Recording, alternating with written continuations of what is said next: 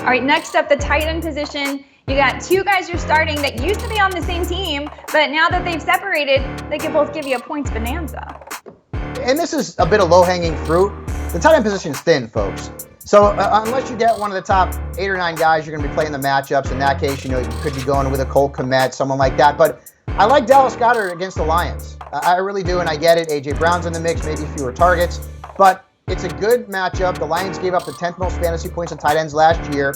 And Goddard's a guy that's going to be starting in most fantasy leagues this week and throughout the season. Again, a little bit of low-hanging fruit. I also like Zach Ertz. I talked about Hollywood Brown. He'll benefit with no Nuke Hopkins. So will Ertz. When Ertz went to the Cardinals last year, Jen, he was one of the top tight ends in fantasy football.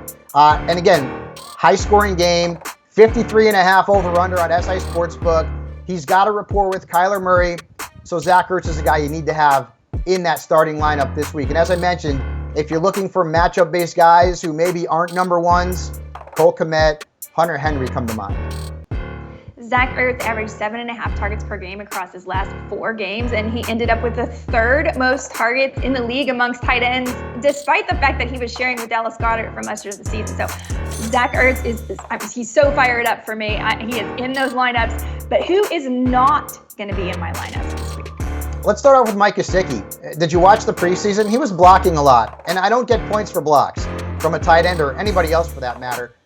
I don't know that he's going to be nearly as effective in McDaniel's offense as he was last year in Miami, where he was a top 12 fantasy tight end. Now, when you're talking about blocking more, when you're talking about bringing in Tyreek Hill, when you're talking about bringing in Cedric Wilson and a pass-catching running back in Chase Edmonds, I don't know where Gesicki fits into this offense. And, of course, he's playing the Patriots, who gave up the fewest fantasy points to tight ends last year, so I'd fade him. And I'm also fading Noah Fant. Now, I get it, revenge game narrative, sure.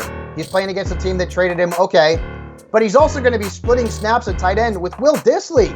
And while that's going on, well, I don't want to start Noah Fant. I am not in the business of starting tight ends who are in committees, right? Again, good defense as well. The Denver Broncos probably are not going to give up a lot of points to Seattle in the opener on Monday night. So I would be fading Noah Fant. Right now, he's no more than a tight end 2, and an uninspiring one at that, Jen.